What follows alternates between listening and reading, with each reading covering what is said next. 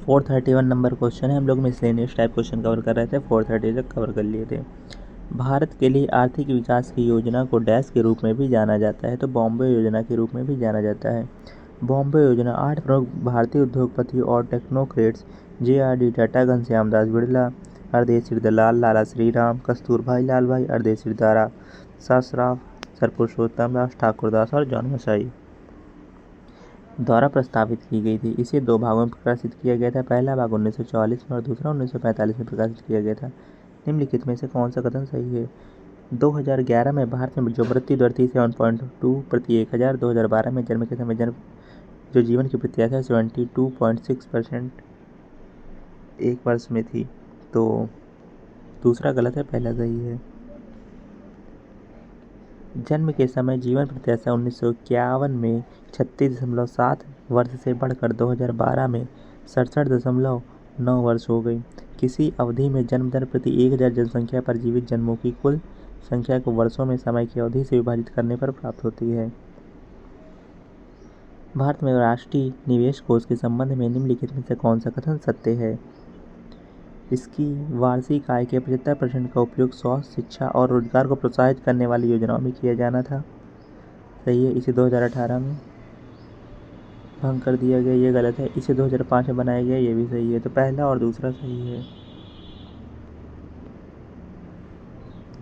सरकार ने नवंबर 2005 में राष्ट्रीय निवेश कोष NIF का गठन किया था, जिसमें केंद्रीय सार्वजनिक क्षेत्र के उद्यमों के विनिवेश से प्राप्त आय को चैनलाइज किया जाना था। राष्ट्रीय निवेश कोष की राशि स्थायी प्रकृति की होगी। संयुक्त देयता समूह आमतौर पर एक अनौपचारिक समूह होता है, जिसमें डैश ऐसे व्यक्ति शामिल होते हैं जो पारस्परिक गारंटी पर ऋण चाहते हैं। जिसमें 4 से 10 ऐसे व्यक्ति शामिल होते हैं जो कि पारस्परिक गारंटी पर ऋण चाहते हैं। ऋण आमतौर पर कृषि उद्देश्यों से संबंधित गतिविधियों के लिए दिए जाते हैं। JLG एक ऋण उन्मुख ओरिएंटेड समूह है, जबकि स्वयं सहायता समूह HG एक बचत उन्मुख समूह है। जुलाई 1968 में गेहूं क्रांति शीर्षक से एक विशेष डाक टिकट किसने जारी किया था? इंदिरा गांधी ने जारी किया था। गेहूं क्रांति, हरित क्रांति की शुरुआत 1960 के दशक में तीसरी पंचवर्षीय योजना 1961 से 66 के तहत चावल और गेहूं की उच्च उपज वाली किस्मों को शुरू करके की गई थी। निम्नलिखित में से क्या वस्तुओं और सेवाओं के उत्पादन को बढ़ाने के लिए आधुनिकीकरण को दर्शाता है? तो नई तकनीक को अपनाना। नई तकनीक को अपनाना। प्रौद्योगिकी अपनाने से तात्पर्य समाज में तकनीक को स्वीकार करने, एकीकृत करने और उपयोग करने की प्रक्रिया से है। दिवालिया कानून सुधार समिति BLRC की स्थापना निम्नलिखित में से किस वर्ष की गई थी? 2014 में की गई थी BLRC की स्थापना। समिति के अध्यक्ष डॉक्टर TK विश्वनाथन। अन्य तथा भारतीय दिवाला और दिवालियापन बोर्ड IBBI की स्थापना 2016 में हुई थी।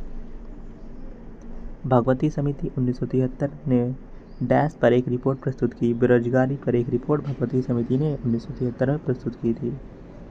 बेरोजगारी और लोक कल्याण से संबंधित दांतेवाला समिति की सिफारिशों पर भारत में बेरोजगारी के मापन के लिए 3 दृष्टिकोणों का उपयोग किया जाता है, जैसे सामान्य स्थिति दृष्टिकोण, साप्ताहिक स्थिति दृष्टिकोण और दैनिक स्थिति दृष्टिकोण।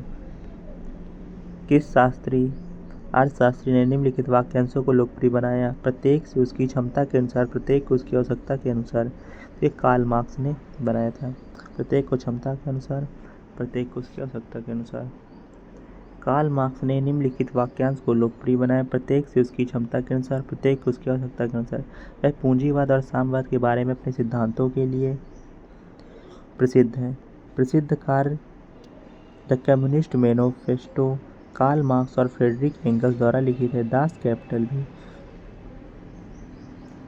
किस अर्थशास्त्री ने व्यक्तिगत अधिकारों, क्षमताओं, स्वतंत्रता और अधिकारों पर अधिक जोर देने के साथ आय, विकास और उपयोगिता पर विशेष रूप से ध्यान केंद्रित करने वाले दृष्टिकोण से अर्थशास्त्र के विषय को हटा दिया?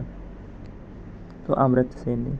अमर्त्य सेन कल्याणकारी अर्थशास्त्र में उनके महत्वपूर्ण योगदान के लिए प्रसिद्ध है, जिसके लिए उन्हें 1998 में अर्थशास्त्र में नोबेल पुरस्कार सम्मानित किया गया था। विकास के डोनट मॉडल का उद्देश्य क्या है?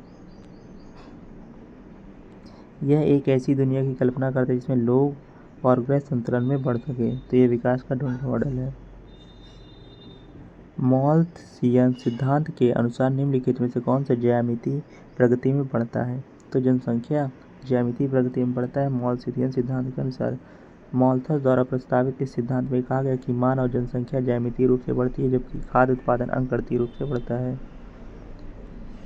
443 वे कौन से दो चर हैं जिनका संबंध पर्यावरण कुजनेट वक्र द्वारा दिया गया है?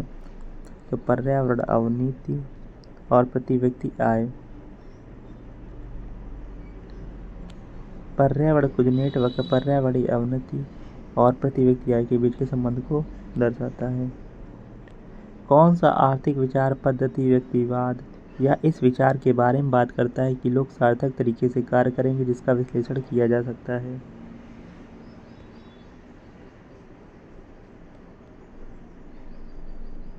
तो ऑस्ट्रेलियाई आर्थिक विचार। ऑस्ट्रेलियाई आर्थिक विचार मैक्स वेबर द्वारा इस सिद्धांत को सामाजिक विज्ञान के लिए एक पद्धतिगत सिद्धांत के रूप में पेश किया गया था। तो हमारी इकोनॉमिक्स हो गई है कंप्लीट। अब नेक्स्ट हम लोग कवर करेंगे, आप बता दीजिए हमें नेक्स्ट क्या कवर करना है कमेंट में, तो वही कवर करेंगे। तो हमने अभी तक कंप्लीट कर ली है हिस्ट्री, ज्योग्राफी और इकोनॉमिक्स 3। अब आप बताइए कि हमें आगे कौन सा सब्जेक्ट करना चाहिए।